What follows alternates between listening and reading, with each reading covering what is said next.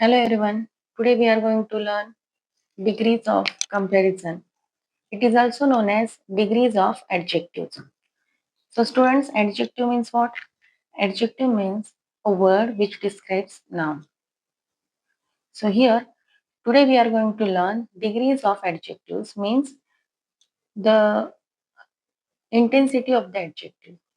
So there are three types of degrees. First is positive, second is comparative, and third is superlative. Now we will see one example. So here are three pencils, pencil A, pencil B and pencil C. Now what you can see here, so pencil A is a long pencil, but if I compare between A and B, then B is longer than A, correct? So here first sentence is pencil A is a long pencil. Here we are using only positive degree, simple form of adjective. Second time, in second sentence, we have made the comparison among pencil A and pencil B. So pencil B is longer than pencil A. So here we are using comparative degree. And third, pencil C is the longest pencil. So if we see all other pencils, then pencil C is the longest pencil.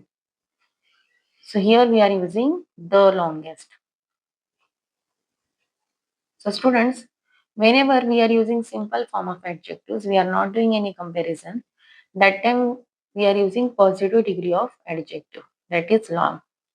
Whenever we are doing the comparison among two things, that is A and B or any other, you can take any example. That time whenever you are doing the comparison among two things or two nouns, that time you are using comparative degree.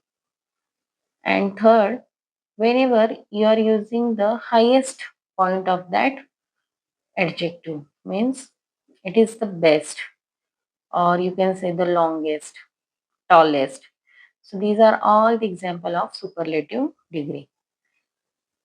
So always remember that whenever you are using the superlative degree, you have to add the as an article. Okay. Whenever you are making comparison, that time you have to use comparative degree. And whenever you are making a simple sentence, a simple statement, that time you have to use positive degree. Now, how to identify whether it is positive, comparative, or superlative degree of adjective? So here, see, only I am making simple sentence. That time I am using the simple adjective, simple form of adjective, that is long. Whenever I am making comparison, I am using the comparative form of adjective. So er, we are using er here. Longer, taller, brighter, darker. So whenever we are making comparison, so we are using comparative degree. And whenever there is the and the superlative degree, longest est is added as a suffix. Est is added to the adjective as a suffix. So that time also it is called superlative degree. So we can identify the degrees in this way. There are few examples of degrees of adjectives. So here regular degrees of adjectives, positive, comparative and superlative. Big, bigger, biggest. Clean, cleaner, cleanest. Sharp, sharper, sharpest. Tall, taller, tallest. Young, younger, youngest. Beautiful, more beautiful, most beautiful. Difficult, more difficult, most difficult. So here these forms are very easy to identify as well as for using. But whenever there are some words like beautiful, difficult, intelligent, confused, so you can't add er or est. That time you have to use more in comparative degree and most for the superlative degree. Now, irregular degrees of comparison. So there are some irregular form. For example, good. So for good, we can't use er, or we can't say gooder, goodest. So that is wrong. So whenever, so some examples are there as irregular degrees of comparison.